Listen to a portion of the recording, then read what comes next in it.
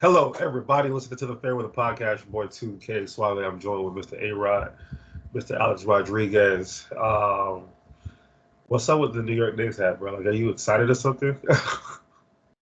No, not. You sure? We're going to talk about it today, so I felt like it's good to bust out the Knicks hat. I want to wear a Yankees hat, but they haven't played playoff baseball yet, so it's kind hey, of hey. superstitious to me. So, That's why I'm not wearing my Philly oh, shit. how them Astros looking, by the way? Yo, I didn't want to say it, but I'm like, yeah. I mean, look, if Detroit is doing anything right in life, I'm always going to cheer for. I'm always going to be like, good job, Detroit, because like You know that's why they're doing good?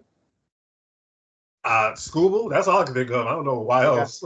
they got the Astros cheating ass manager on their team. That's why. Trash cans is they probably use like a different system over there in Detroit because they shiesty up there in Detroit. So that makes sense. All right. Well, shout out to the Detroit Tigers for this is the first time since 2016 that the Astros won't be in an ALCS, which is a crazy stat. And then speaking of crazy stats, let's just kick things off with some crazy, wacky, funny, and some any bad beats. Bad beats for you could also be you should have started Homeboy for fantasy, or you should have did it. I'm plowing through, bro. Like I am. I I'm will keep it. plowing. Go ahead. I'll get to mine. Go ahead. No, my fantasy team's looking good. I lost one game, but it was by some heartbreak shit. It wasn't like it was blown out or anything. Of the 4 weeks we played, I have been top three in scoring of the 4 weeks. So I'm doing shit. I'm doing numbers over here. It's a good feeling. My crazy wacky story is, I guess Josh Allen, man. Like this is y'all's boy, man. Like this is him. Let's This go. is him on Thursday Night Football. It was Like Sunday night. or Sunday night, whatever it was. This is him. This is the proclaimed best quarterback in the NFL. Like, He was waiting to come on, man. Like, come on. And nobody can have a bad game. anytime, everyone can have a bad game, but I mean, it's what I preach. It's what I preach. So he can't have one bad game against a team that's just significantly better than him. One Demar game, Hamlin, only one. Demar Hamlin wanted no parts of Mr. Derrick Henry. Josh Allen can't stop him. I stand a man that's always right about this. So And whatever. Well, quickly on the fantasy and piece. the Astros too. That's the other thing I too. know So that one. I'll accept. I thought they had something. They had nothing. So I'll accept that one. Landry doesn't want to retire, dude. Just you got a bad wife. Go just do your thing with her. We already seen you naked. We seen her naked. Like, just do your thing, bro. Relax. Tired. You're good. Anyway, uh, postseason baseball in Houston is cool, bro. I don't know, but anyway, um, on the fantasy tip. So my boy Michael Concepcion, we've been best friends since like the sixth, seventh grade or whatever, right? About a 10, 11 years ago, we were in the same fantasy league, and I snaked him on a trade. And he was like, "Yo, can you just trade me back X, Y, and Z?" I don't even remember who the player was involved. I was like, "Nah, bro, this is fantasy football. We ain't friends on the in between the lines. We not friends like that." And I ended up winning a championship that year and everything. It was just so. I think after that year, I've been cursed ever since. And he stayed at my, he stayed at my house when we played Miami, when we got blown the fuck out by Cam Ward and them. And on our way to the game, I apologized to him about that. I was like, "Look, I just gotta say, you Spend know, some time. I know it's been some time, but I wanted to say that I do sincerely because he quit fantasy football after that. Like he has not played since. This is over a decade ago, and I ain't gonna lie, I think the curse has been lifted. Like it was like the Red Sox curse and the Chicago Cubs curse. I'm in three leagues. I'm in 4-0, 4-0, and 3-1. Ouch. I'ma just count my lucky stars. I'm handling the injuries well. I mean, Cooper Cup on one team been down. AJ Brown's been down. Knock on wood. Rashi Rice. I got Rashi Rice in two leagues. He's gone down. So I'm weathering this storm properly, and hopefully the good luck and good fortune can continue for me on a fantasy purpose. So not too many bad beats on that aspect. But my crazy, wacky, funny, I just want to give a huge shout out Not to my brother Smith, but to my other brother, Mr. Deion Primetime Sanders, for beating the dog shit out of the University of Central Florida at the University of Central Florida. I saw Dave was over there wearing that little UCF bullshit. I saw. I'm like, all right. I see where everybody's allegiance. Like everybody trying to. Everybody. He works there. That's why. I get it. Cool, but that's not your alma mater. They give you no degree.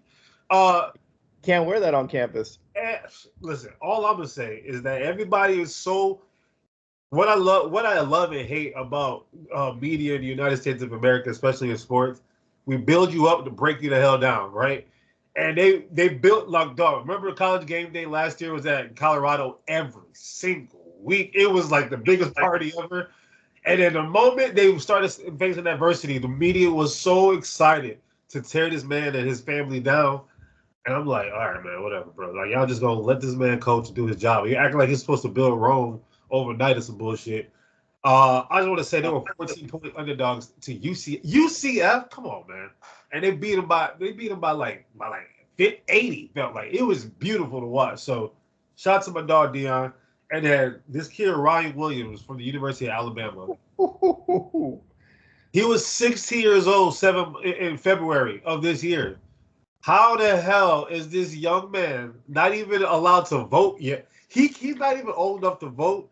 He in 4 games, 462 yards and 16 catches and 5 touchdowns. And then he's doing game winning shit like that against the University of Georgia. I mean, huge shout out to Ryan Williams, Jalen Milroe. I mean, shit. From last year to this year, that dude has completely grown up.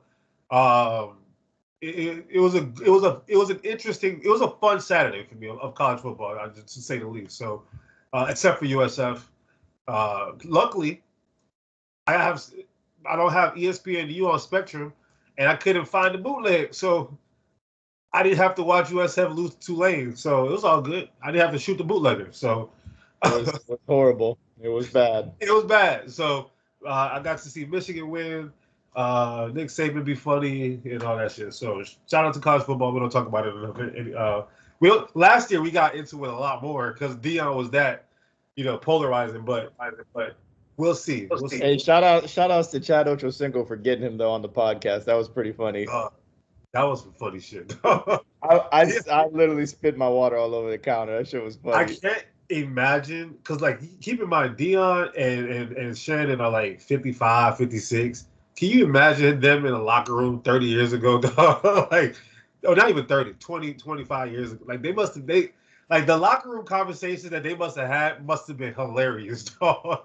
And Chad was like a kid in the candy store. So, yeah, but no, big shout out to the OGs, holding it down for all the right reasons. So, let's before we get into some sports, R.I.P. Dikembe Mutombo. My introduction to Dikembe, from what I remember, because the Denver Nuggets shit, I wasn't really paying attention to that. Whatever. That was 94. But when he got to the Sixers, it's crazy because Dikembe was it was that All-Star game, and it was Allen Iverson was on his MVP year, and I felt like him and Allen Iverson had a little little chemistry in that All-Star game. I'm like, yo, we might be able to do something with this team. And I got to watch the 76ers make the NBA Finals in 2001. We win Game 1 against the Lakers, and it was all downhill from there. But the admiration there in a game for Dikembe Mutombo from that point on, and who he is as a man, and what he did for the world and everything like that. For him to go so soon, I think it was 58 from brain cancer. That's really sucks. And then also Pete Rose. I know he gets a bad rap for gambling, but dude was an all-time leading hit, all-time leader in hits. So cool, he gambled a little bit, but it's shit comes in threes when it comes to celebrity deaths or whatever. So yeah, just want to give a quick little R.I.P. to Dikembe and Pete Rose. Do you have any favorite Dikembe or Pete Rose stories? My introduction, to Dikembe was probably when he was with the Hawks. That's when I started watching basketball. It was around that time. And I remember they had the sickest jerseys. And I told my mom I wanted one, so she got me. I actually had a Dikembe Mutombo Atlanta jersey, champion one, with the hawk across the chest like they had. That was cool. But that team was like real scrappy. I remember they had Mookie Blaylock, Dikembe Mutombo, Allen Henderson, Steve Smith. Yeah. They had a good little scrappy squad. And yeah, Dikembe, I mean, he played for the Knicks a little bit too. He got traded there for a bit. I remember his run with the Sixers. That was a good get for Allen Iverson for him to sniff the finals finally, but had to go against the Lakers. It was sad. We got one. That was our championship. I'll never forget, where I was game one of that series. I think I was in Canada on vacation with my family, and I remember I was like, I just want to watch the first game. Oh no, I was back in Vegas again. Yeah, I was in Vegas again with my family, and I watched that shit from the hotel room. And I remember the AI step over and all of that. But yeah, amazing humanitarian. Basketball without borders wouldn't be a thing without him. In all honesty, like he was the champion for bringing basketball to Africa and being like a staple point for them. And great human being. I know that there's some funny stuff circling around him. I know they put Bomani Jones and Dan Le Batard had I forgot who was on the show, and they were joking about how Dikembe would be in the club and what he would say to people, and it was like unbeknownst, but it was like everyone knew it was true what Dikembe would say when he's in the club. Like we all know he probably had a good sense of humor. Rest in peace, man. Great human being. Also good backup for Cookie Monster if we lost Cookie Monster too. So and then as for Pete Rose, I'm so indifferent on Pete Rose.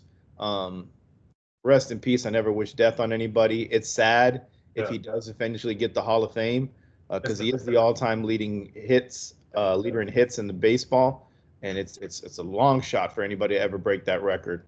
But if you want to understand Pete Rose a lot more, there is a documentary on him on Prime, and it's really good. It's kind of cringeworthy a little bit in my opinion, because the guy is really full of himself on a lot of things, and I don't know how I feel. I'm very indifferent on it on the betting side. Like now I'm okay with it, but then like if you will make it okay now, like if it ever becomes okay, they got to let the guy in. That's the way I see it. Yeah, but like I still don't want a player betting on their own team. Like I don't care if you're betting for them to win. I just don't want it's your own sport and your own team. I just feel like it's it definitely is. People get arrested for insider trading all the time.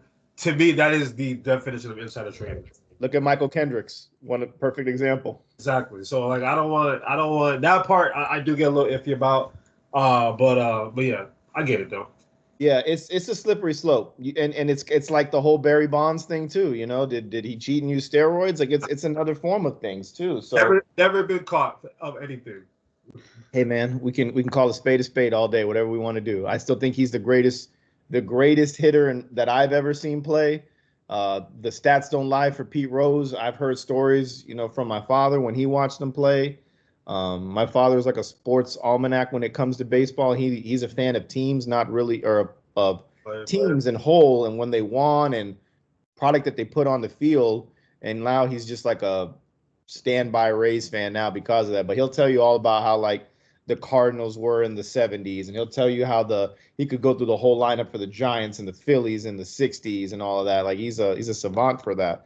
And he would tell me how great of a player Pete Rose was, and he also is, indifferent on him now too. He's like, the guy's a scumbag. So yeah, it's like he always has this negative connotation to him. And to me, I'm like, well, look, I don't really. It's not like he's somebody who I follow closely. Like I know who he is for the right and the wrong reasons, and that's all it is. Like I didn't grow up watching him, so I don't have like a personal attachment to him or anything like that. So it's really hard for me to give an opinion on it. But at the same time, when you look at it just from a sports landscape, he's the all-time leader in hits in MLB history. You can't ever take that away from him. You know what I mean? So whether he bet on it or not, you got to swing that bat. You feel me? So yeah, I mean, just big ups to their families at the end of the day. Yeah. All right. Football. We gonna start with a breaking news story that wasn't really breaking news because we kind of alluded to it, I think, during the off season. Like, could this be a thing? And we did. I think last week we did panic mode, and I said, "What's the level of panic on Davante wanting out of Las Vegas?"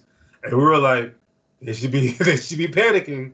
Literally 4 or 5 days later, you listen to the Fair Weather podcast, y'all. We try to warn y'all it don't smell right in Las Vegas.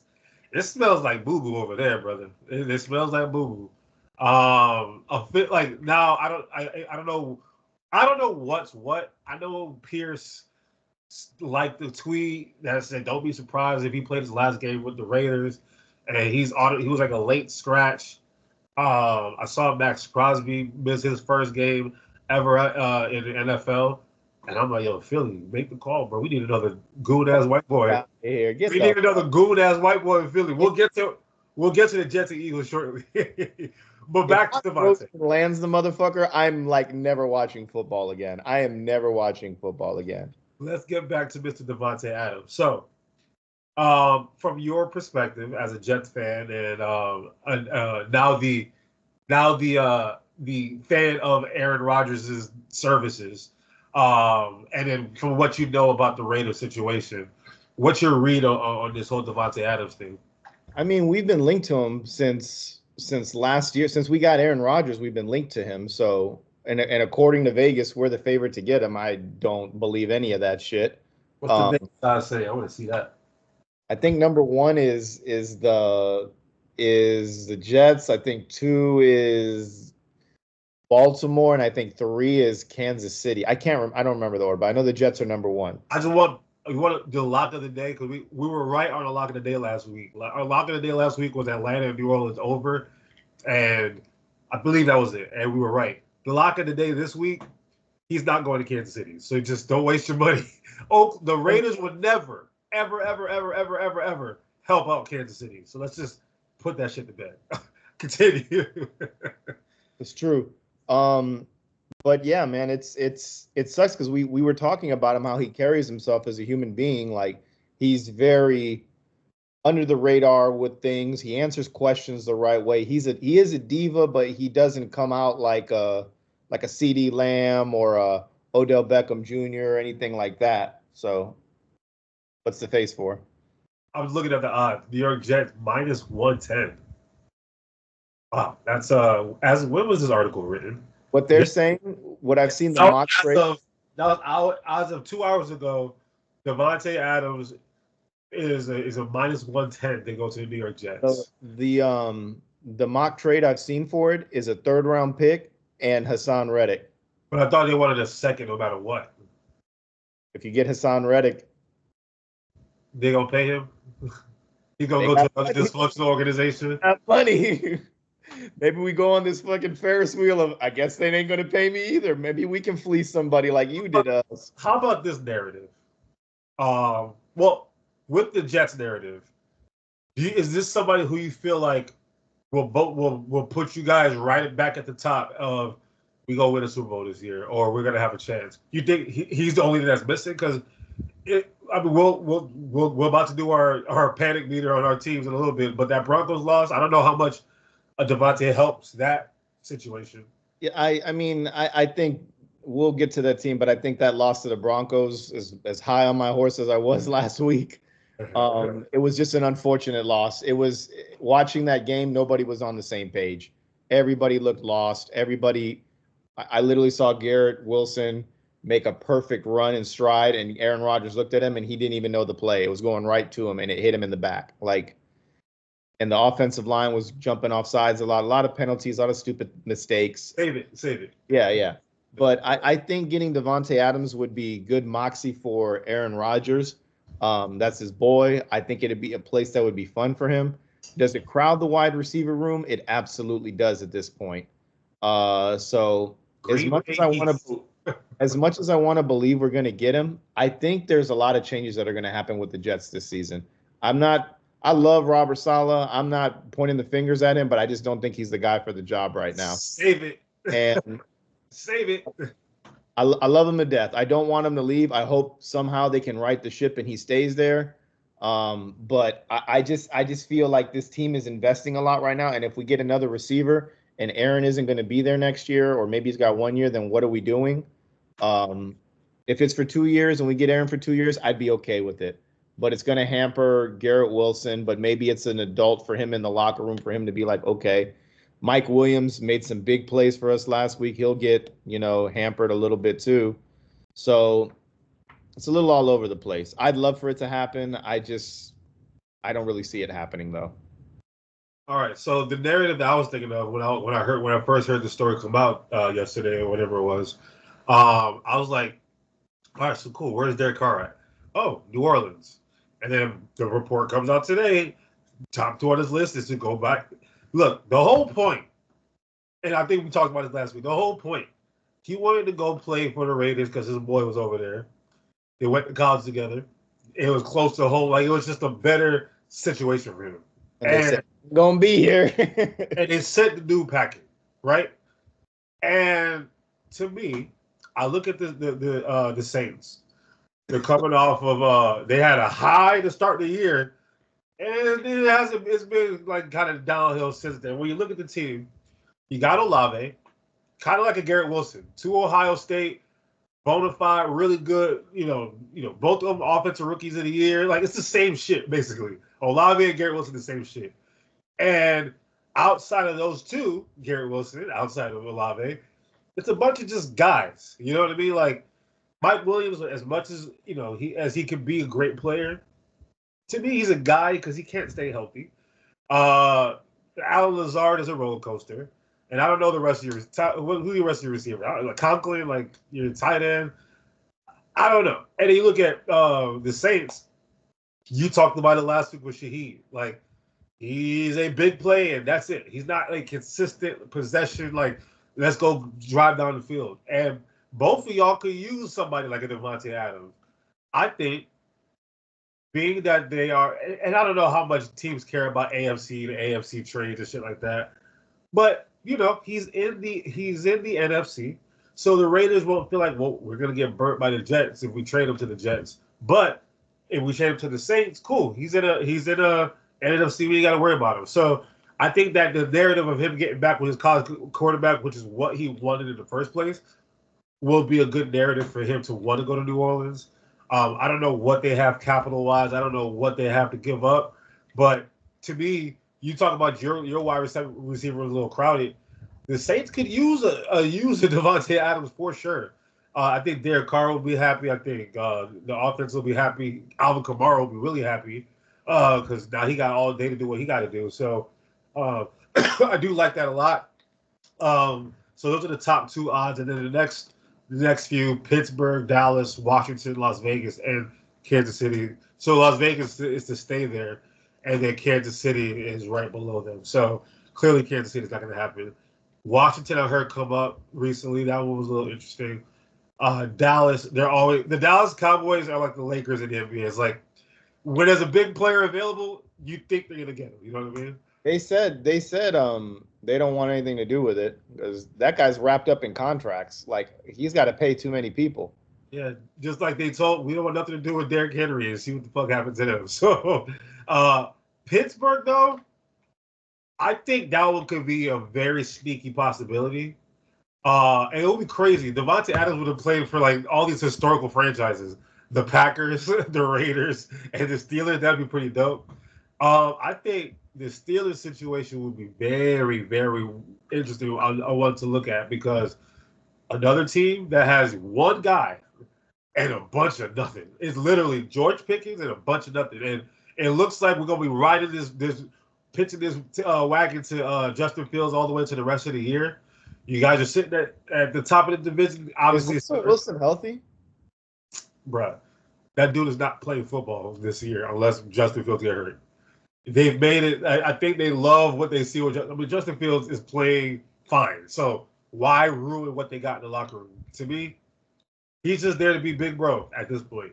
Put Davante Adams on that team, Justin Fields will have a field day, because now I can run, I can hand it off. I got Pickens who can catch everything. I got Davante that can catch everything and run everything properly. I got a coach that knows how to play clock control. I think Pittsburgh could be a very intriguing one. And we're looking at the AFC North. We know the Ravens are they on their way. And we know the Bengals will figure it out. But You the know what's Steelers, weird? It's weird for me to say this, but I think he looks good in a Pittsburgh jersey. I can feel it, and I feel like he's finally a receiver he's not too diva for Mike Tomlin. He's somebody that because like I don't know why Antonio Pearson and him couldn't see eye to eye because you would think that's a relationship that would work. But I think him and Mike T with the Black Forces, I think that's a relationship that could work. So I would say Pittsburgh at plus 450. If I'm a betting man, I like to put a couple coins on the Pittsburgh one. I think the Saints would be a cool story. I think y'all would be a cool story because it's going back. It's literally going back to his boy Aaron Rodgers, going back to his boy Derek Carr, or go play for the black and yellow or whatever they call themselves and go be with Mike Tomlin and them. So, and like, how funny would it be for, everybody counted out the Steelers this year, and here they are sitting at the top of the division at the end of the year for a chance to make it to the Super Bowl with Justin Fields, quarterback Russell Wilson, that paid only $1 million to be there. Like, it'd be such a Mike Tomlin kind of story and move if that were to happen. So, we'll see. All right. Now we can get to the Jets and the Eagles. I want you to give your perspective of my team really quick, and I'll give my perspective of your team real quick, and then we'll be able to vent how we feel like venting. So, what's wrong with my football team? I watched a lot of Eagles games lately, and y'all are a mystery to me. Like, you have the best running back in football, in my opinion. Him or Derrick Henry are the two best running backs in football. And you don't give him the ball. You don't give him the ball until the second half. I don't know if it's because they're scared that he's going to get hurt or what it's going to be, but give him the ball. He makes shit happen. Like, when he touches the ball, he makes plays, whether it's receiving, whether it's running. I would have used him more as a receiver during the game against the Bucks, but they didn't do that. I just don't get it. And then Jalen Hurts. Jalen Hurts is like a shell of himself now. I don't think he has any confidence. I don't think he has confidence. I don't want to say something doesn't smell right in Philly. I think it smells right, but I think when your two big receivers are out of the game, that's going to hurt a little bit. And you're throwing to Jahan Dotson, and like everyone's like, "Oh, we got Jahan Dotson. He's going to be good." And I ain't seen him. I seen Paris Campbell do some things, and I ain't heard Paris Campbell's name for about 5 years now. So, and then Dallas Goedert, like that's the only weapon you really got right now. So, and then the defense, CJ Gardner-Johnson, I feel is cancer. That's my personal opinion of him. I think he's a cancerous person that I would never want on my team. He talks too much. He talks shit, and he's a sore loser. When shit doesn't go his way, he talks shit. Like, he talks shit about the Eagles and where he end up. He talks shit about the Bucks and what happened to him. Got burnt. So, and then Sirianni, I really like the guy, but he may not be the guy. I'm in the same boat as you. I know you like Sirianni. I know you do. But you're also thinking this may not be the guy, So my takeaway from the Eagles, I still think they're competitive. I think they're a good football team. I think we're still a little bit early. By week 6, then I can finally adjust and say, okay, this team is it or it's not. But there's a lot of talent on that team. It's got to get healthy. For the names that we have on the defense, it's very, very lackluster. And the rookie kid, Arnold, is that it? Arnold on you? No, Mitchell, that's right. He's fucking up a little bit too. Rookie mistakes, I understand that. You gotta get into it, but just shows who's put together and who's not when the rookie classes come out. But yeah, man, I would be a little bit panicky if I were you right now. And the way Washington's playing, like, oh man, like. Who'd have thought this is what it would be? I knew the kid was going to be good. Magic Johnson do something. He was like, let me get in on this. He said, I'm going to be there. I'm going to be there. Yeah, Dallas, it's like everybody's over the shit in Dallas, and then the Giants. Who gives a fuck with the Giants, man? So All right. go ahead, spit it on me. Let's go. Pause. Damn, that was crazy. Anyway, Crazy. the New York Jets, and you started to kind of talk about it a little bit earlier, and I was like, hold up, because I'm gonna say it. Robert Saleh is just not the dude for the job, dog. You to be the head coach of a player like Aaron Rodgers and everything that he brings. Like you gotta look at some of look at the some of our best players of all time in our sports, right? Michael Jordan. Couldn't do it. Phil Jackson, that's the perfect person for Michael Jordan. Same thing for Kobe. They both needed Phil Jackson, right? Magic Johnson, he won a championship and still wanted his coach gone. He said, this won't work. Pat Riley, though, the Don, this shit works. LeBron, he just be recycling them. Like, all right, who's next? Eric Spoelstra worked for him because he ended up respecting Eric Spoelstra. But outside of that, it was him. And Ty Lue had to go to the hospital coaching LeBron James. Like, he literally had to go get, like, his heart checked and shit. Like, he was going through it. Tom Brady, he had Bill Belichick for all those years, Bruce Arians, and then Bruce Arians even stepped down. Like, somebody to be a head coach of a player like these kind of people that we're speaking of, you gotta bring some cachet with it. And we love Robert Saleh the man, right? Great dude. But sometimes it's probably a little bit more than what you signed up for, basically. I think not saying that it was his fault, but I think he was part of the mishandling of the Zach Wilson situation. And now the organization has a lot of culpability as well for the mishandling of Aaron Rodgers, because clearly him and Saleh have not been on the same page. Like, they don't communicate or something. Like, they seem like they're cool, but there's no real, connection there. And I feel like there's no way they're going to get rid of him in the middle of the season. So, like, we can put that in bed. But to me, that connection needs to be, like, talking about Philly, right? In order for a football team to be connected, the owner, the GM, the head coach, and the quarterback need to be aligned. To me, that's just they are the CEOs of the football team, from the owner all the way down to the quarterback. And if there's a disconnect, you're gonna feel it. Like Kraft, Belichick, and Tom Brady, shit was beautiful. You know what I mean?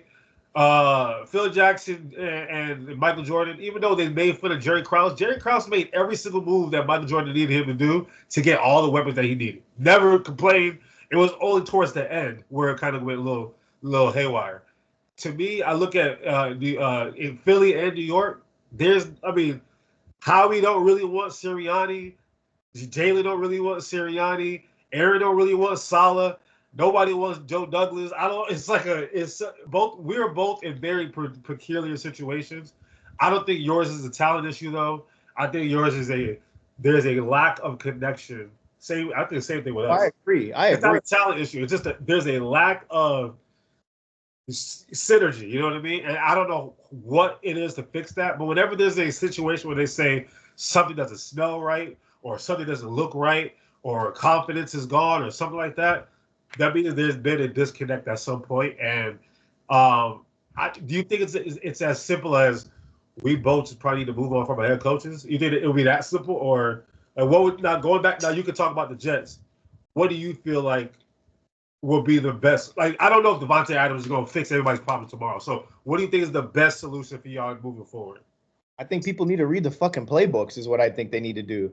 I think Aaron Rodgers is doing everything that he can, and he's playing good football. Are we sure? No, I am sure. I think there's a thing to, like, Tom Brady, right? And I hate I've gained so much respect for Tom Brady's playing career after the fact. That's typically what happens with me. Is like after the fact, I take a step back and look. When Tom Brady got to Tampa during COVID, he said, "Fuck COVID rules." He took his receivers to Jefferson or whatever high school he went to, and the motherfuckers was practicing illegally. You know what I mean? Yeah, that's thunder and lightning. If you're wondering what that was. That's what it was, man, because it sounded like it was right here. Yeah, I got it too. In case y'all don't know, we live in the Sunshine State where it's always raining in Tampa, Florida. But anyway, Tom Brady took his receivers out there and said, "We gonna do what we do, right?" Aaron Rodgers is gonna do ayahuasca. I had a trip planned to Egypt. So I didn't even know about the trip. Also, the quarterback has to bear a lot of this blame as well, no matter how good he is. I'm gonna get to that. I think Aaron has a lot of blame on him too, but Aaron is like a diva quarterback. I'm gonna do what I want to do, far out, bro. Like that's who I am.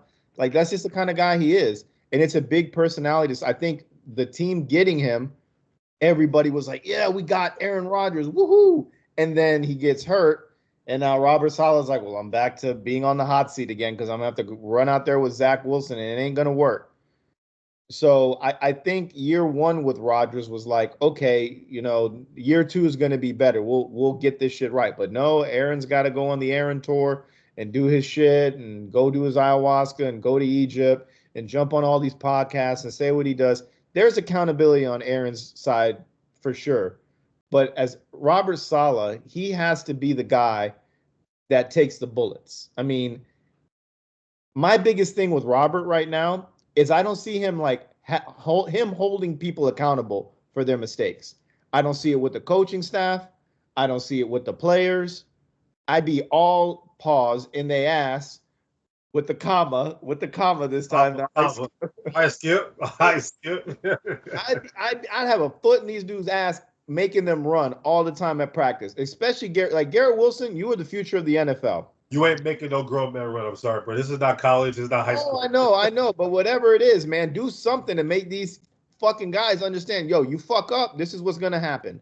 And he's not holding anybody accountable for anything.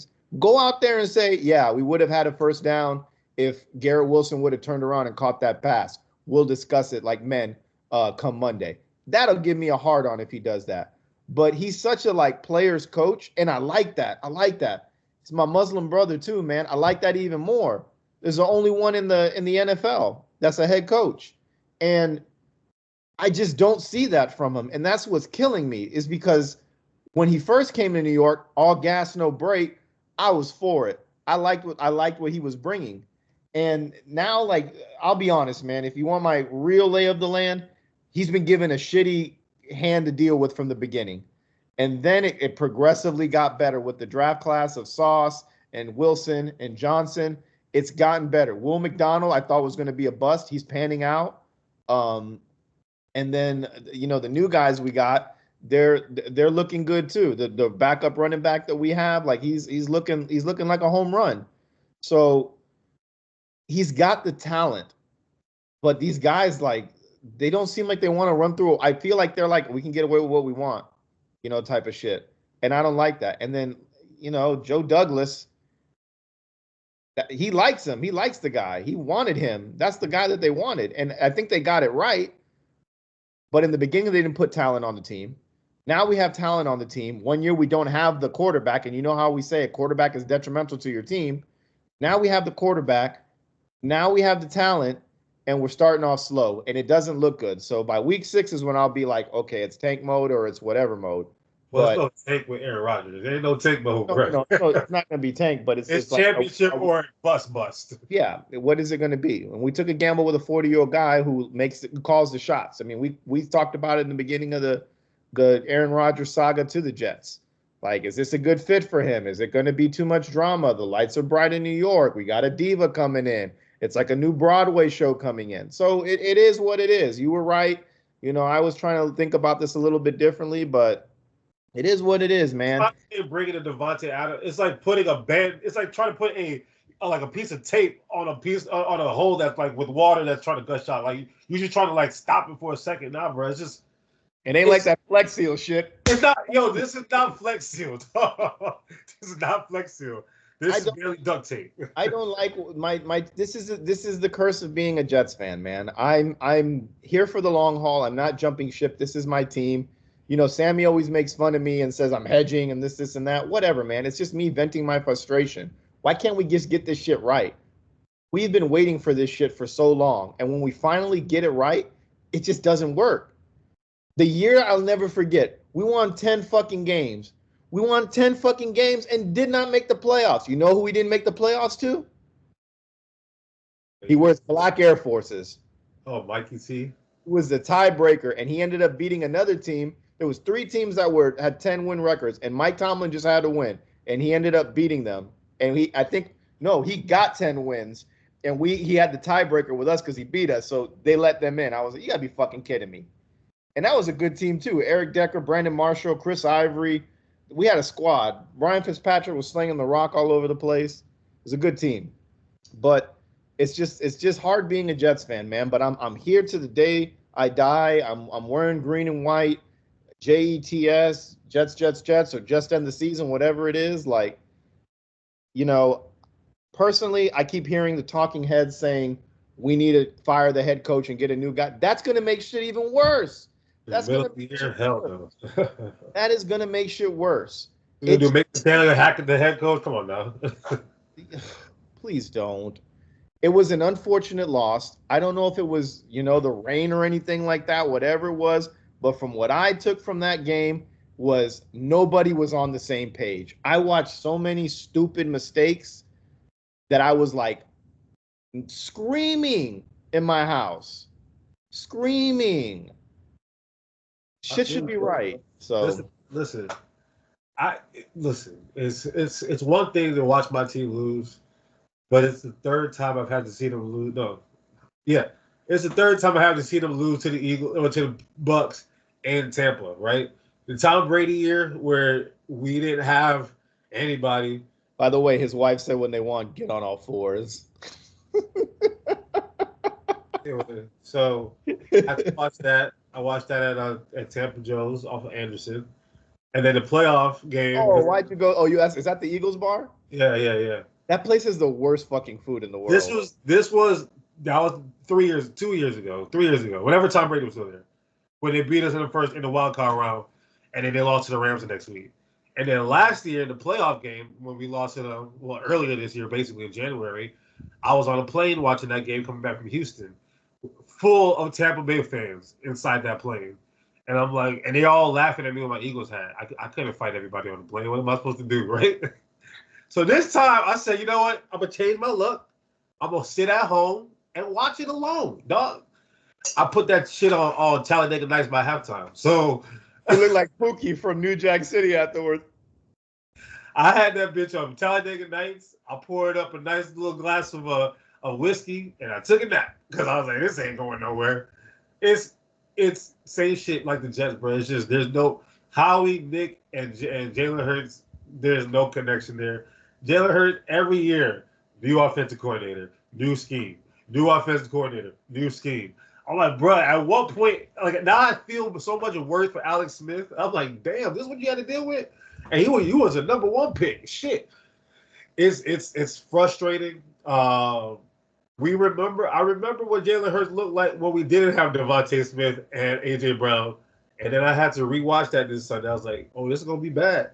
I realized right away it was gonna be bad. I'm like, yeah, maybe Jalen Hurts isn't all that, and maybe we do rely very heavily on our weapons that we have. But shit, that's why we went and got these guys. And obviously, it's easy to blame the injuries. I don't know what the result would be had we had them healthy because.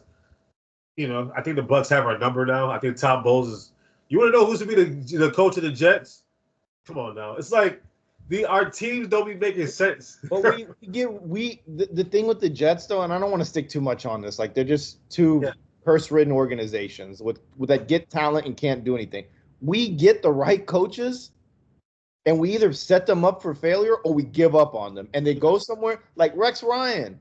What the fuck was wrong with Rex Ryan? Nothing. Sexy Rex was my dog. He made me like the Jets a lot. I used to follow them closely because of him. Fucking love the guy. But I'll never forget the day they draft Geno Smith and they said, he walked out. He's like, you're drafting that motherfucker, and walked out. They had the video of it. I was like, I was on the same page as him. I watched, hey, Geno Smith, congrats. Like he turned his for me, you're doing great. Him and Sam, like sometimes you need to be humble. You know what I mean? Like that's just what it is. It's hard to play in New York. It's hard to play in New York, man. Like it's tough. And Todd Bowles, another one, took the reins from I think it was it Rex Ryan? No, it was somebody in between. But regardless, he took the reins and he was great. He won us 10 games. And then they started the Ryan Fitzpatrick saga. We're going to pay this guy or not? If it worked, it worked. What's the fucking – he's not expensive. Pay the fucking guy. It makes no sense. They do this shit. And then we went and got old Crazy Eyes. And what did he do to the franchise? Oh, that was a low point for the – if I was a Jets fan, that would be a low point for me. When I saw him come out at the fucking press conference and was like – I was like, bro, what is this dude doing? What's up with you, dog? I was like, what is this? And we wanted him. We wanted him. And you asked me about how I feel about Nick Sirianni. I think I've said this before. If Nick Sirianni wasn't the coach of the Eagles, I would hate Nick Sirianni. Like, personally, I can't stand him. But I'm going to ride or die for him because he's my coach. He's not Chip Kelly, though. So, like, Chip Kelly's somebody who I actually physically hated while he was coaching us. I don't hate Nick Sirianni that much. Like, I actually like the guy as a human and everything like that. But if I wasn't an Eagles fan, I would think he's one of the worst coaches in the NFL, personally. It's just the way his decision-making and his analytic bullshit that he be trying to do don't make sense. So let's move off of this. Let's get to some fantasy football news. We were talking about it a little bit early on how the two of us we doing pretty decent now. You know what I'm saying? Sometimes we might give you good advice and you might listen to it. You might win your fantasy league. You know what I'm saying? So I want to talk about some surprises and letdowns from just casually going to throw out some people. Obviously, injuries have played a part this year, but who are some big surprises and letdowns for you from a fantasy perspective this year? Big surprises. Can I give you your flowers? Juwan Jennings, you were ahead of the curve on this dude, bro.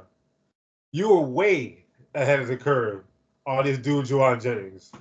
I look at players and I look at them in the aspect that if you're the third or fourth string receiver and everyone gets hurt on your team and your name is called to do something and you do your job, like watching you, man. I'm watching you. That's a guy.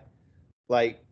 So yeah, he's good, man. He's definitely a surprise but that's that's a flash in the pan once everybody comes back healthy or whatever. You sure? So, I don't know. We'll see. But Brandon Ayuk could be a disappointment.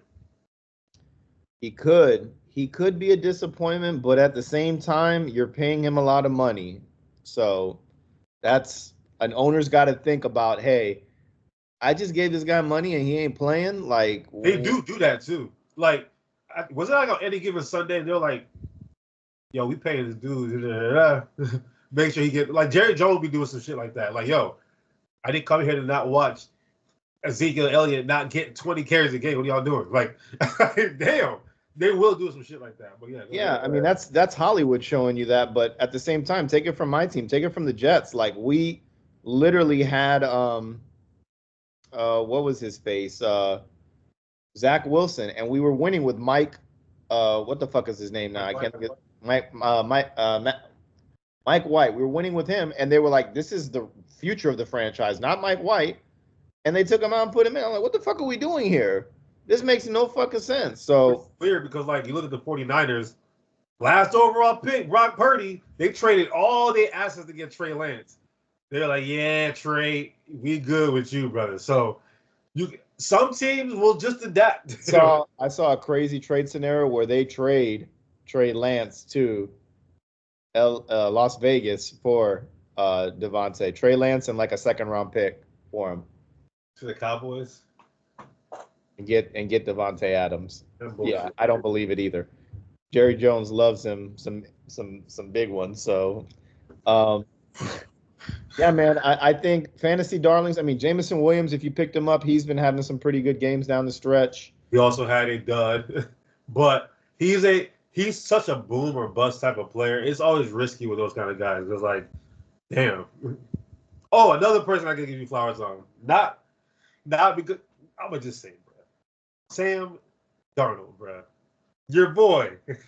That was the other guy I kept thinking. I'm like, there's somebody else who I wanted to give flowers about. Sam Darnold might very well be the MVP this year. We're talking about Josh Allen. Keep talking. I'll be right back. Keep talking. I'll be right back. if Sam Darnold somehow keeps this shit up, like we gotta look at Minnesota and like really give Brian Flores on the defense his credit, Kevin O'Connell on the offense his credit, like, and then and Justin Jefferson to just be resilient, like come off of Kirk Cousins and go and transition right to Sam Darnold, like, and not miss a beat. They got a new running back in the room. They have injuries with like the tight end and the receiver room has been like injuries with like Addison and Naylor and all this shit.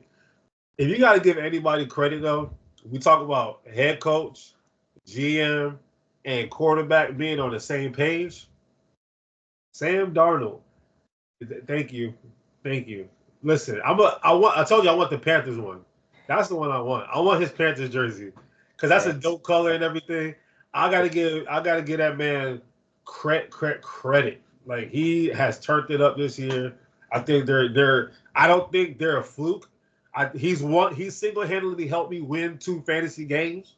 So I got to give Sam Darnold all the credit and all the love in the world. I don't think this is a flash in the pan. I think this is for real. I think Kevin O'Connell is a quarterback whisperer. That's one of my breakouts. That's definitely one of mine too. He's doing his thing, man. And I'm proud of him because he's just been given a shit handed out. Like I've been saying, everybody laughed at me. Everybody said, "That's your quarterback. He's seeing ghosts. This, and that." And I'm like, dude, we're putting this shit on the field. Like, what do you want? What do you want from us? So yeah, there's a lot. If you picked up Mason, that's another good one. If you that gamble. Who else is another one that I can think of? If you drafted Worthy, that's gonna get you some shekels in your league too. He's gonna be looking good. I have Rashee Rice with 2 leagues. It's unfortunate. Fuck you, Patrick Mahomes. But apparently, right out that we'll talk about a dud. Mahomes. Like, I don't know why people would be like so quick to want to go draft him so early on. Do it. I don't know, bro. He's the greatest quarterback of all time, in my opinion. But that team, they don't give a fuck about your fantasy team, dog. They trying to win a Super Bowl again. He gonna ramp it up at the end of the year. But right now, bro, they chilling, dog. They are 4-0 and they haven't even played well yet. Hear what I'm saying? The Chiefs are 4-0 and they haven't even played well yet. And then all y'all ran to go get Steele off of the waiver wires, and they went and signed Kareem Hunt. They want the old thing back, and Kareem Hunt is now the new guy in the lot. It's like the Chiefs are on some like New England 2000 shit where it's just the shit just works. Whenever they shit out, it just works. So yeah, Travis Kelce. I don't know.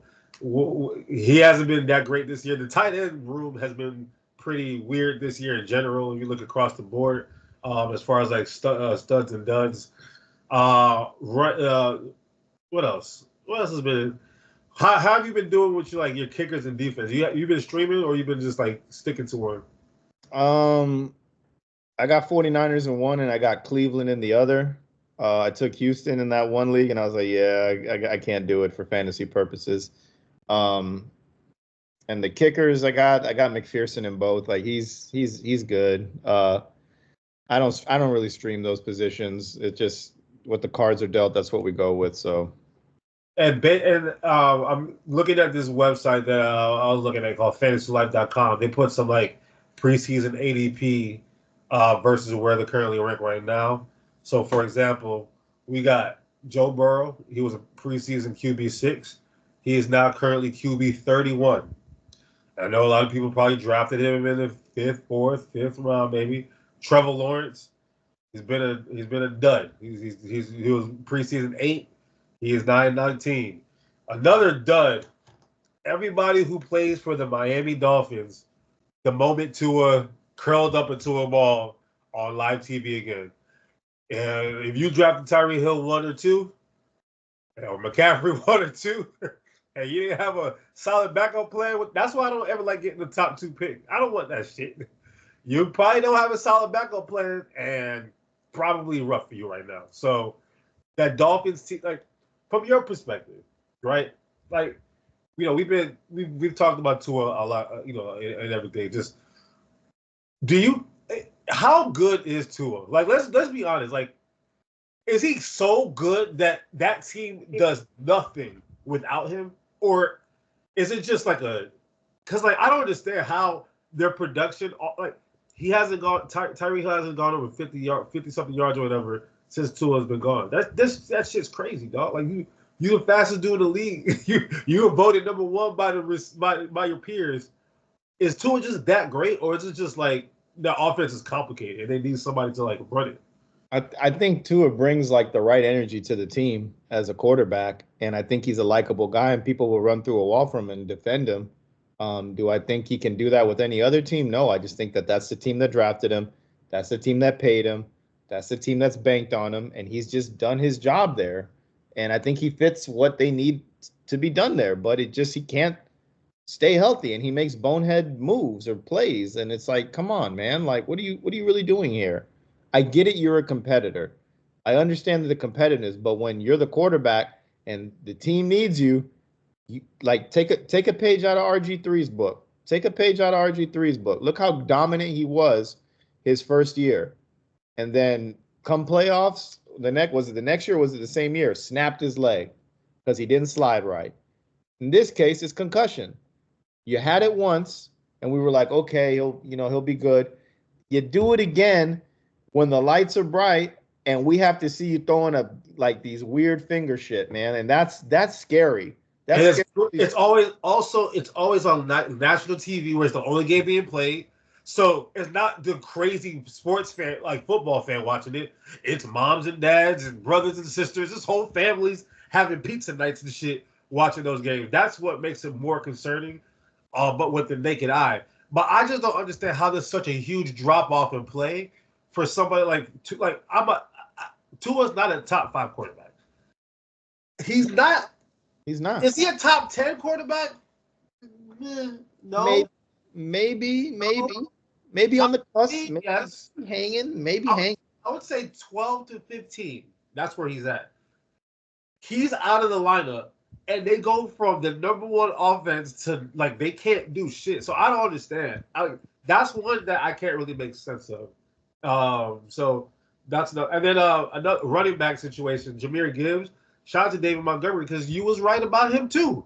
I gotta give you your flowers on him. Montgomery he's making Jahmyr look irrelevant. Like why are we wasting draft pick number 8 on this dude? Yo, they went and got him and Jameson Williams with early draft picks, and they're useful, but damn, they could have probably used those picks for other things. I mean, outside of that, Najee, your boy, yeah, it's not looking, but they're not running the ball that much, man. They got a mobile quarterback now, so. But if you look at his numbers, like he's still putting up numbers for a fantasy purpose. Like he's catching the ball better, yeah, doing his job. But that whole Jalen Warren's going to take his job bullshit. That's not, yeah. They put that to sleep. What about your boy on your team, Mr. Breece Hall? That Braylon Allen kid. The kid look, if he wants that job to go be the lead snap count guy, that young kid can go, bro. He can, but I don't think it's gonna happen. I like him. It's like fire and lightning or thunder and lightning type of thing. Breece Hall's got the speed. This kid's got the power. Yeah. It's just what I keep preaching with that team. Everyone's got to be on the page and buy into what they're supposed to do. And if this young kid's name is called and like, hey, we need a quick first down, you need to push through the hole, that's what he's gonna do. And if he gets 6 yards out of it, keep him in there. Yeah. Keep him in there. Change and pace. We've seen it before. Lindell White and Chris Johnson, D'Angelo Williams and Jonathan Stewart. We've seen it. 2 capable RB1s playing on a team. I like the kid too. I knew who he was coming out of college. I didn't think he was going to be this good for the Jets, but it was. Oh no. All right. What about, is it time to give up officially on Kyle Pitts being the next? Man, Kyle Pitts needs to leave. Kyle Pitts needs to leave fucking Atlanta. Do you think it's that simple, or do you think we were wrong about him? Do you think like he can actually salvage something? Because I don't know. I don't he had a pretty solid rookie year. We thought he was about to be Travis Kelce 2.0, and I haven't seen shit from him since. I don't know. I haven't seen enough of them.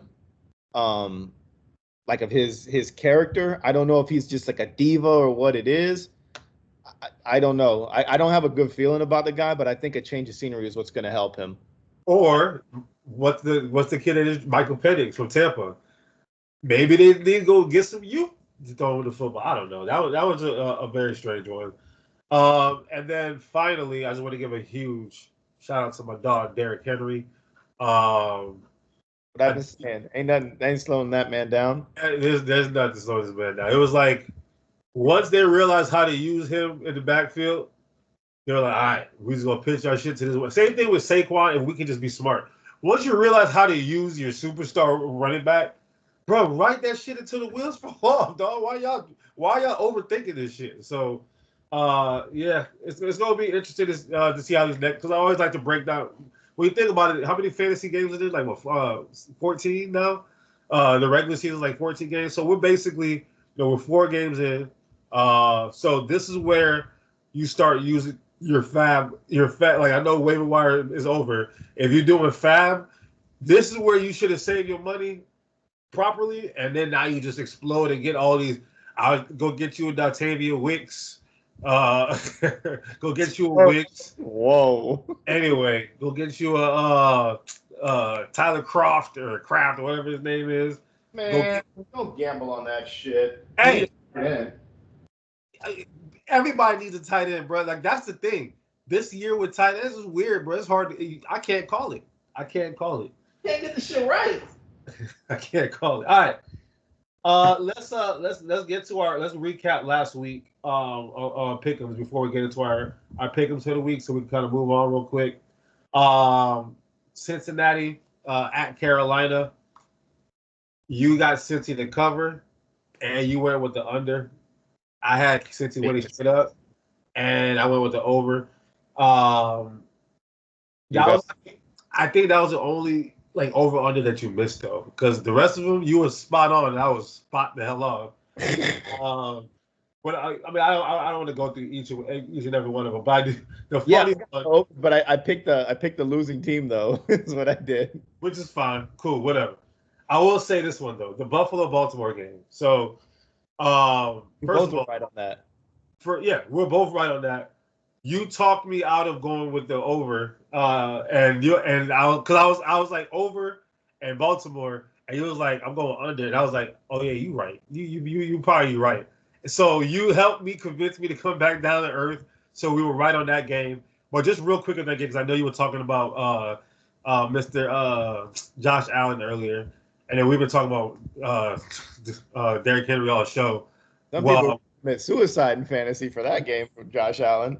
What did you see from that game from Josh Allen that makes you feel like maybe he's just, is it a him problem, or maybe he just don't got the right team to beat a team like Baltimore? It's the media once again. They moved on from Stephon Diggs, and he has a bunch of receivers that can do everything for him now. He doesn't have just one guy to rely on. Bro, what did they do? As goofy as Marlon Humphrey is as a human being, he was shutting motherfuckers down. The secondary was doing their work. They were getting to Josh. Josh was seeing ghosts. It was that easy. And when you got a dual threat running quarterback and the dreadnought back there just plowing through, it is what it is, man. My thing with Josh is maybe the media makes me hate him more than him. That's exactly what it is. I think it is. It's on the Bills, so I fucking hate him. The media loves Josh Allen. He could do no wrong. I've never seen a player.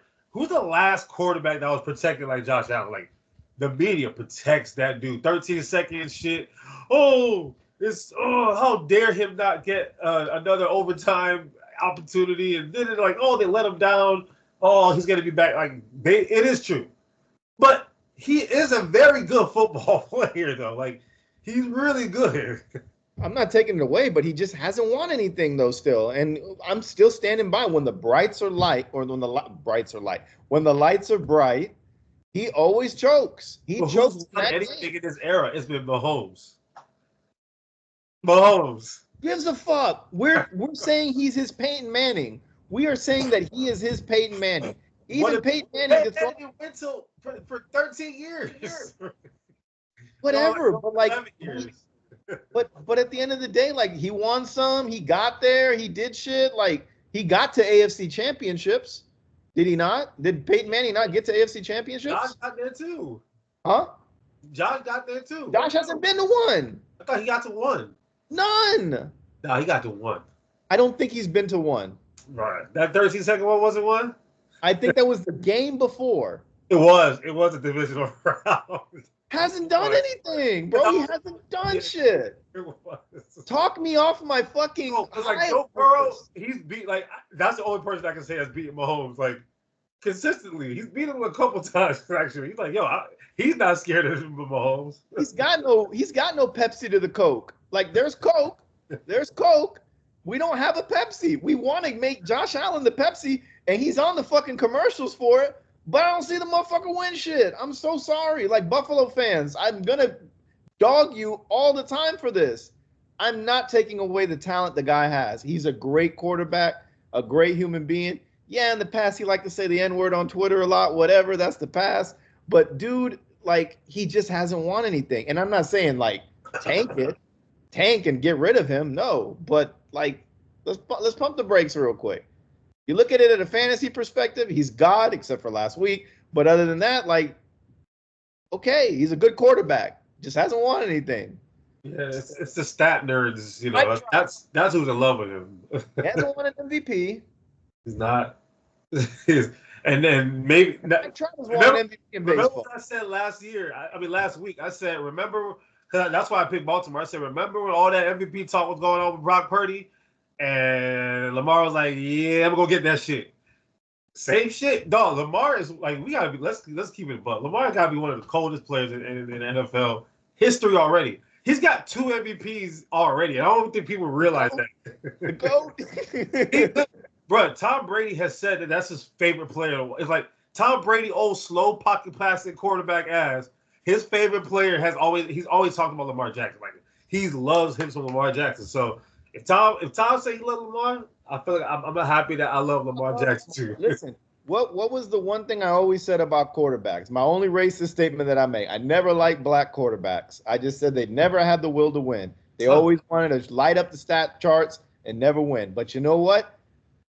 Lamar Jackson made me a believer, and I am the biggest Lamar Jackson. Huh? You don't know about Warren Moon? You don't know about okay, how many rings does Warren Moon have? I'm just going. Listen, how many rings does all these other quarterbacks have? But in those eras of time, how many black quarterbacks were there? There was very, very few. They didn't allow them to be quarterbacks. That's why. Okay, I understand that. They let Steve McNair finally be a quarterback, and Steve McNair was a yard short from getting that bitch. But he ain't win, bro. Trust me. I'm off. Listen, I'm not trying to light up the scoreboard. Give me my flowers that I have digressed from that era of my life. I'm still sticking to the white running back, though. I'm sorry. Look at that guy steal. I know y'all went and got him on fantasy, and you were like, he's going to do some fumbled doghouse. Don't worry. Don't worry. When Bill Belichick becomes the new coach or whatever team he's at, Steele will be a fucking top 5 running back. Don't worry. He'll be the coach of the Eagles, so we ain't got to worry about that. We got Saquon back there. I know I don't want him. I'd rather this guy steal. There's something to steal about him. He's shifty. He's not quick area quickness. So that's not his kind of white boy. Let's keep it moving. Let's get into our pick'ems of this week. Oh, also Minnesota joined Green Bay. That was a fun little game too. I didn't know Jordan Love would be able to play that well. That's why that one I kind of screwed up on with the over under situation because they put up some putos in that game. But neither here nor there. Let's get to week 5 pick'ems. We're gonna start with some Thursday night football. The team that just beat the dog shit out of the Philadelphia Eagles, the Tampa Bay Buccaneers, are traveling to the Atlanta Falcons. Right now, money line got plus 105 Tampa, minus 125 Atlanta, spread -2 Atlanta, over under at 44. Go ahead. Talk to me, pal. Oh man, it's gonna be up. Down, are you right? Huh? You writing this shit down? Yeah, I'm writing it all down. All right, we're gonna get this tally going. I like the Bucks to cover.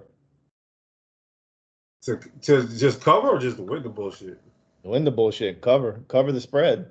-2. We go. Oh well, yeah. Well, yeah. I mean, I'm just gonna get him on the money line. I don't understand why Atlanta's favorite. I'm never just keeping a buck. Just kind of breaking down the game real quick.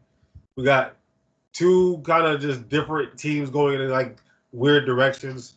But if I got we got two black coaches coaching against each other too, which is pretty dope. And they're both dark skinned brothers too. It's not like we got some dark skinned brothers coaching against each other. So shout out to that. But Tampa Bay gonna win that game though. Like, come on, like I don't know, bro. I got Tampa Bay straight up. My over under. I'll take the over. I'll take the over on that. Yeah, I got a final score of 31 to 20 to 23. Tampa Bay Buccaneers. I would have something like that too. So you got the over too then? Yeah, I'll take the over. Oh, did you pick the under initially? I just said the cover. All right. Cool. I'm gonna say over, but I'm gonna go with you. I like that. Don't let me influence you. No, you're not influencing me. You're not. My only thing is like this is a game that should be a high scoring game because it's a divisional game. It's two teams that literally hate each other. It's on Thursday night. Thursday night. It's prime. Give me the under. But the under. I'm gonna take the under. Thursday nights is always just nasty. Gross. They're gross nasty games, word, man. Nasty word. All right. We got plus 105 though. Yeah, I like those odds there though. Just give me that money line. I like those odds. And a nasty girl. Y'all need to chill with that. Baltimore at Cincinnati. This is a very intriguing divisional game because Baltimore, they'd be riding that horse, and then I'm telling you, there's something about Joe Burrow. He just be putting out the fires whenever it's like too hot. Like, let me just put out this fire real quick. But we got Baltimore favorite -145, Cincinnati at home +120. The spread Baltimore -2.5. Over under we sitting at 49.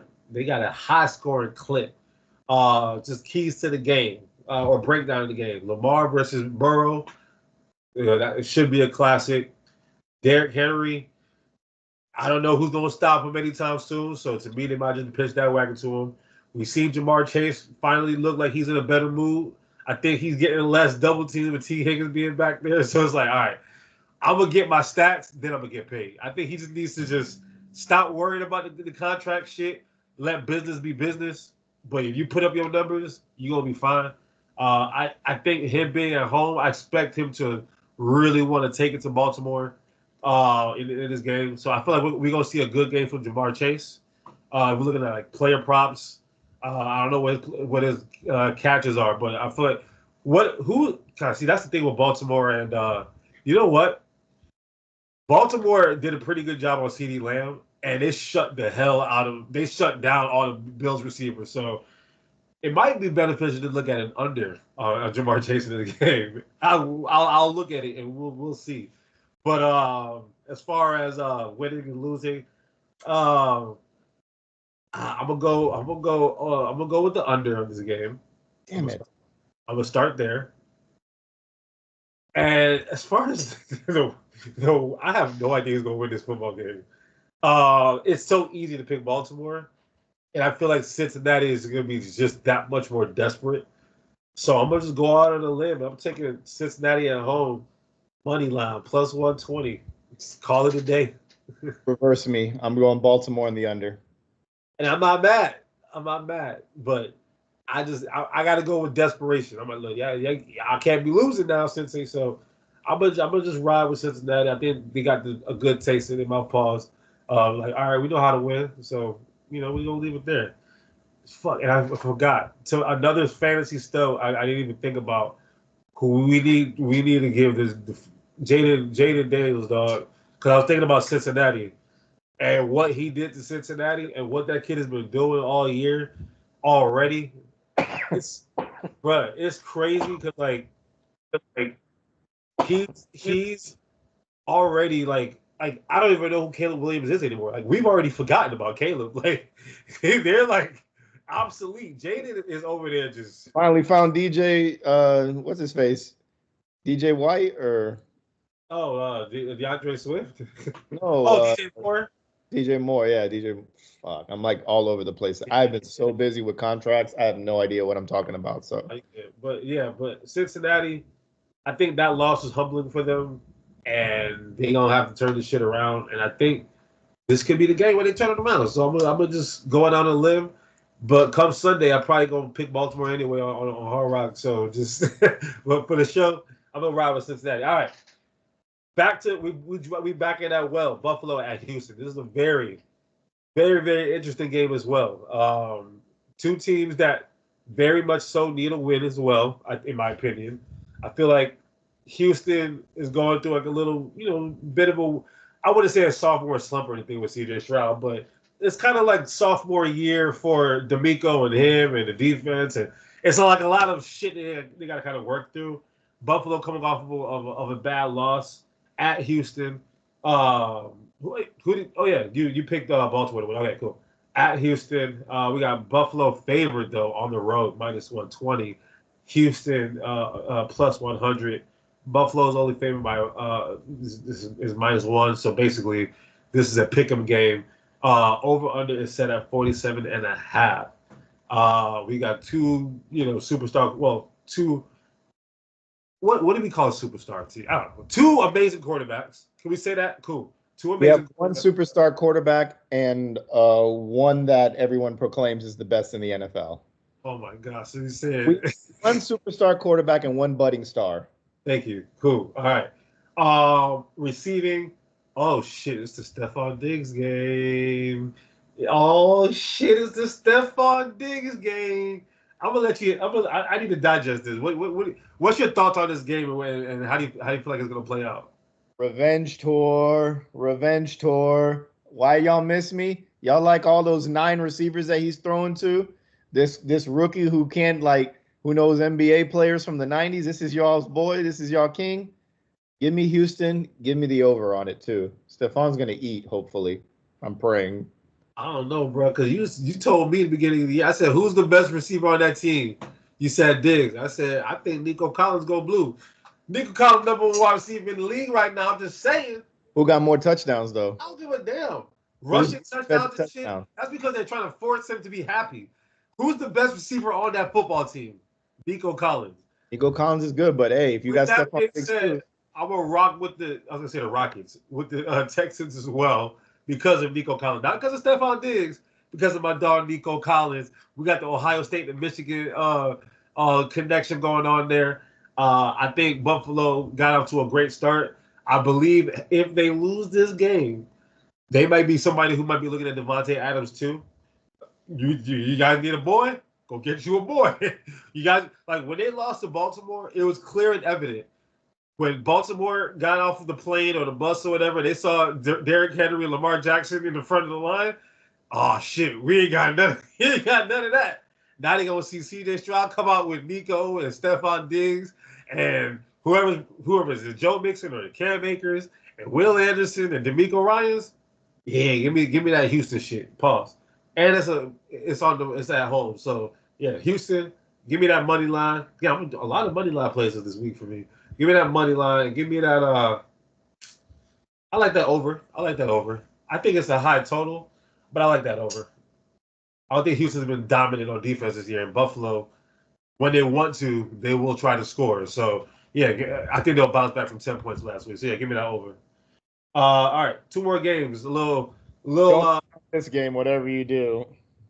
What, the Giants and New England game? Don't bet on this game. Listen, this is a very interesting. Oh shit, I have it all messed up. It's not New England. It's Seattle. It is the New York Giants at Seattle. I see my contracts and shit. You know what I'm saying? Either way, everything else is correct. The Seattle Seahawks are favored. -300 on the money line. Giants +240. Spread, Seattle -6. Over-unders at 43.5. We got Geno Smith coming off of a Monday Night Football. What was it, 400-yard performance and bullshit? Like, he was throwing that football around. And then he finally threw it to the other team to end the game. So, this is an interesting game because I don't know why the Giants are such underdogs. I don't think they're the greatest team ever, but I don't think Seattle's world beaters. Like, they're good. So it's really let me process this. What's your take on that game? Revenge tour for Geno. Wasn't Geno that ruined Eli Manning's consecutive start streak? That's not revenge for Geno, dog. He gonna get booed. They were booing him for that. They gonna boo the hell out of him, bro. He ruined Eli Manning's streak. Geno, if there's any NFL player that I have like, besides Odell Beckham, it's Geno Smith. That's my two ones that I give their flowers to now. You're what? He's Yeah. He's definitely matured a lot as a human being and has found his calling in Seattle. I'm going to stick with Seattle. It's at home. East Coast team coming West Coast. I'm going to do Seattle under, and I like that -6. You think they're gonna win by at least a touchdown, basically? Yeah, I think so. Shit. I don't know about picking New York on the money line, but I'm gonna pick Seattle to win this game. We'll call it that. But as a gambler, man, I like that money. I like that +6 for New York. I'll probably play that to like +8 because this is gambling talk, not A-Rod. So just so you know, I might play that at +8. But I like the Giants to cover that spread a little bit. And weirdly enough, I like the under on this game because I feel like they're probably worn out playing Detroit. They're tired of shit. Dog, Jared Goff was Caught a touchdown. I gotta say, going into Monday Night Football, I was down 30 points in one of my fantasy leagues. I woke up, I was like, man, I need Jared Goff to be perfect tonight. Boy, was he ever! You know what's crazy? He would have been, I think, either the first or the second quarterback to have a perfect game. However, he needed 2 more completions to make that happen. They can only qualify it for 20. Oh, really? Yeah. And he caught a touchdown. And he had a safety all in the same game. It was crazy. He found himself on 2 different end zones and didn't complete have an incomplete pass. I feel like the Seahawks are probably gonna be a little worn down, so I'm gonna take the under. I got the Seahawks winning the game, but for gambling purposes, I like the Giants to cover. Like I said, I might play that to +8, but that's just me. All right, last but not least, and I screwed up again. My bad. I put Dallas and Baltimore. Yeah. Shit, man, my brain, bro. Dallas at Me too. It's been a day for me. A day. Dallas at Pittsburgh. So this is the Sunday Night Football game, right? And the cool thing about this is the fact that the Pittsburgh Steelers are favored. I'm actually shocked that they're favored based on what we expected of this team going into the season. And to me, that is a trap by Vegas. We got +110 Dallas, we got -135 Pittsburgh, we got Pittsburgh favored by 2.5. Over under is set at 44. Trevor, what's his name? What's his name? The defensive end that just got hurt. Mike, I think Michael Parsons is out. Lawrence. Lawrence. I'm thinking of Trevor Lawrence. DeMarcus Lawrence, he's out. Michael Parsons is out too, correct? All they got is CD, no Davante Adams. This is a tough spot, but with no Micah and no DeMarcus Lawrence, and Pittsburgh coming off of a loss, it's hard for me to know what the real Pittsburgh is. But I think Pittsburgh at home, with the lights is bright. I don't. What are you thinking on this game? Give me Pittsburgh. Give me Pittsburgh. Give me the over. Give me Pittsburgh and give me the over. Because the same boat that we're in, Dallas has been in it for 3 years now. Still in that boat. If I'm picking Pittsburgh, That means I am taking the under. And I don't know. I don't know. I feel like we might get a CD Lamb, Dak Prescott extravaganza. So I'm going to take the Dallas Cowboys to win that game, money line. And because I'm picking them to win, I think they're going to score some points. So I'm going to go with the over on this one. So, yeah, that one was a little risky, but yeah, give me the Cowgirls on that one. All right. Let's get to, we got some NBA to talk about before we wrap this whole up. I'm gonna give the floor right to you before we even talk about NBA Media Day. We're just gonna give you the floor. We knew it was coming. Y'all, New York Knicks fan didn't want to accept it, but we all said at some point Julius Randle's not gonna be on this team because he don't fit this roster whatsoever. I didn't know it was gonna be for for old Drake over there in Minnesota. Light skinned ass over there in Minnesota now. So the full trade, the Minnesota Vikings, Timberwolves sent Karl Anthony Towns to the Knicks in exchange for not only Julius, but DiVincenzo. Come on. Big Ragu. Come on, right, Big Rag. That's my dog, DiVincenzo. But the Villanova Knicks. The Hornets got involved too in a conditional second round pick, I think, to the Hornets. Baines Diop and the first round, the Detroit Pistons were involved too as well. All right, either way, we see what happens. Okay, Karl Anthony Towns and Julius Randle's basically swap spots, and then you guys lose DiVincenzo. So, Knick fan, what's the pulse of the city? And just so you know, your title odds, you're still third in title odds, plus 800. So, what's the pulse of the city, Knick fan? I've been all over Twitter the last few days looking at this shit, trying to make sure that this is not real, but it is real. From what I've heard on all of the beat from it is they couldn't come to an agreement to extend Julius, so that's why he was traded. And according to reports with DiVincenzo of getting Mikal Bridges, he was going to lose playing time, and he wasn't happy with coming off the bench. I don't know how true that is. Like, he wasn't going to be a starter. Yeah. I thought they were boys. Huh? No, they're boys. I just think, like, his role, they said that he was going to lose, like, a lot of minutes because I guess Mikal Bridges doesn't, get hurt ever, and he has the most consecutive games played in the NBA. So, hey, we got this guy. You're going to have to play less minutes now. And I think that was the problem for him. So they shipped him out, which the Nova experiment sucks that we don't get to see it, but it is what it is. You know how I feel about Julius Randle, and you know how I feel about the Big Ragu. I didn't want to see it happen. I don't like the trade. I just don't like Cat's work ethic. I think he's yeah, like, we're a very dominant team. Then he goes on Paul George's podcast like, yeah, we was just out there dogging him and shit. Like, bro, who are you? You have an identity. And he's soft.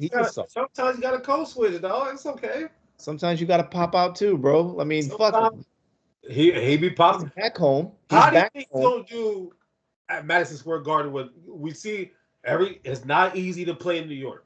Okay, so if he's got now, the East is not what it is like. You got to deal with Embiid a lot more than you used to.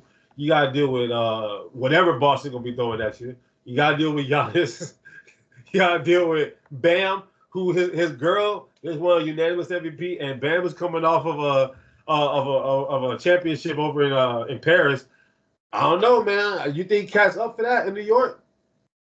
What do you think, bro? No. He's soft as fucking Charmin. Shit on your parade, dog.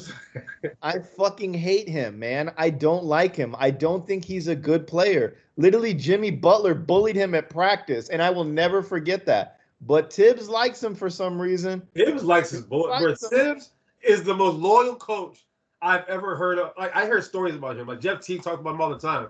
Tibbs is like ride or die for his people, dog. but all freaking Tibbs is doing, he's like, ooh, 7'1", can shoot threes. Yeah, and he's got some knees. We'll get rid of those real soon. Listen, man, as much as you dog me for the Julius Randle shit, it all started with Julius Randle. This whole experiment started with Julius Randle, and now it's. And I'm not saying it's ended. If there's anything I'm going to give credit to, is Leon Rose. That motherfucker knows something we don't know, and he like Stephen A. Smith says every time. You can find people in the penitentiary, no problem, but Leon Rose, you'll never see that man anywhere. So whatever Leon is doing, whatever Leon is cooking, I'm standing by it. I'm standing by it. Do I like Cat? No. Will I give him a chance? Yeah. Was he the big purr? Is he now bodega purr? Okay, we're cool with that if that's what it's going to be. But me as a Knicks fan, you know, maybe I'll come around to it. Maybe I will. I'm open to coming around to this of getting Karl Anthony Towns. But losing Julius Randle, I wanted to see this happen with Julius Randle. I wanted to see it happen. But it started with Amari Stoudemire, then Carmelo came through, and like, nah, this is my team.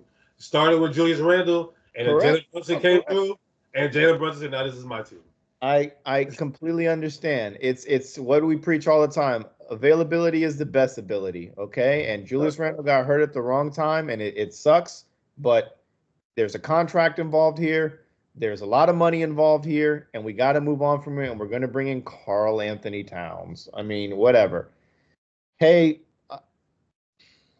we'll see. We'll see what the experiment happens. As a Knicks fan, I don't like it, but I am open to seeing what will happen here. I'm not poo-pooing on the whole thing. So if his name wasn't Karl Anthony Towns, let's say you're just doing a blind reveal, and you know what you're going to get on the court, numbers-wise, talent-wise, how do you feel like it fit? Like, let's not forget, this is John Smith, okay? How does Karl Anthony Towns fit what you guys are going to be looking to do? Third, right? Like I said, third. You guys are the second favorite in the East to make it to the finals. So it's New York, bro. This is New York. We'll find a way to make me. Cam may say New York stands for next year, or NY stands for next year. Yeah, and Vado said no matter who they get, I still won't fuck with the Knicks. Like it's the truth. It's the truth, man. Yeah, next year, man. Next year. That's when they come. Next year. Every year is that. It's the same shit. I think now we're really invested in the three ball. We are so invested in the three ball with everybody. So I'm curious to see how it's gonna be. Like we're gonna play like Golden State. I feel like. Nah, y'all lost the toughness a little bit, bro. Y'all, you know, Hartenstein and I miss that guy. I miss that guy, man. I really do. I like. Is healthy? Huh? Is Mitchell Robinson healthy? From what I'm seeing, he's rehabbing from an injury. So, I'm curious to see if he's going to come off the bench, if that's how it's going to be, because now he's the longest tenured Nick on the squad. And I've been saying for the longest, like he does his job, man. Like we need a guy to get rebounds and block shots and play defense, and he does that. It's just for your bum ass Joel Embiid that got to elbow him and step on him and do all this shit. Hey, sometimes you gotta pop out. I got pop out and step on an ankle, man. Like whatever. Pop out, dog, and grab an ankle, dog. I'll tell you the one thing that I'm happy about in the whole Julius Randle trade is I don't got to see a motherfucker on the Knicks wearing Skechers in a Knicks uniform and Julius Randle. That's the only thing I'm happy about this shit. I didn't even know he had a Skechers deal. So does Joel Embiid. Hey, but Joel Embiid is cool though. Go get you a pair. Nah, I ain't gonna do that, dog.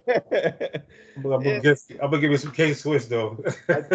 I think we're gonna be shooting the ball a lot. I'm trying to think back to the tip, like looking at the old Tibbs teams. This team doesn't look like a Tibbs type of team. Like y'all lost toughness. That's what I'm confused about. Because you got Josh Hart, which is gonna be great. And Jalen Brunson. When healthy. Good. Mikal Bridges is great. Like to me, those three fit very well. Mitchell Robinson. I think everybody fits. I think what Tibbs is doing is that I'm gonna get all my junkyard dogs and put them around Pretty Boy, and we'll figure it out. I think he realized we all those Bulls and Minnesota teams and all that, they've all just been a bunch of junkyard dogs. Like Chicago, that shit was just junkyard dogs, right? Even Derrick Rose was a junkyard dog. And shout out to Derrick Rose. He just recently retired. giving that man his flowers. Give him his rose, no pun. His roses. But yeah, this team is junkyard dogs, and we're gonna throw the light skin in the middle. You know what I mean? That's shout out to the Chicago Bulls. They're gonna retire his number against the Knicks. I'm happy for that. I didn't know that. Okay. Now let's flip this though. Minnesota's standpoint. They were so close to getting to an NBA Finals. Young Anthony Edwards. You're not putting You're putting another. My issue with Julius was that I don't know how he was going to vibe with Jalen Brunson when they both needed to vibe at the same time. I think Anthony Edwards has enough of like, nah, this is my shit to be like. Correct. I think Julius Randle, because like first of all, they drafted Anthony Edwards, so he's got to just put up or shut up at this point. So to me, how do you? Well, for you, and I'll get my perspective. How do you like this Julius and DiVincenzo from the Minnesota side, a team that was just so close to the NBA Finals? I think it's good because we're gonna see this team is literally like he's going into somebody's job. Like, this is my job. You know, you're second fiddle now. Yeah. You got second fiddle, as opposed where he was the guy in New York and he got leapfrog. So I think he's just and I think Julius is just like it was tough playing. I have so much sympathy for Julius Randle. Like, Knicks fans love him.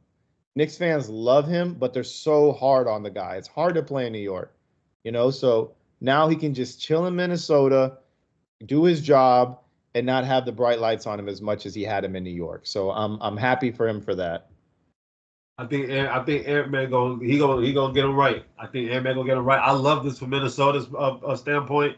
Looking at those odds, they are tied with Dallas at plus 1,000 to get to the championship, to the finals, or to win the finals. Actually, Boston's still the favorite. Weirdly enough, or not weirdly enough, OKC is second on that at plus 700. I don't know if they're ready to be winning no championship. But I do think OKC Minnesota, that little rivalry kind of thing with Shea and Anthony Edwards, I think those additions that they've made, like them getting the bald eagle, what's his name, white boy, not Austin Reeves, but the other one, and OKC, and them get, like, I feel like we about to start seeing some shit between those two teams. So I do like that. And then did the Knicks have media day already? What's that? Did the Knicks have media day already? Yeah, they did. Were you able to see anything? Yeah.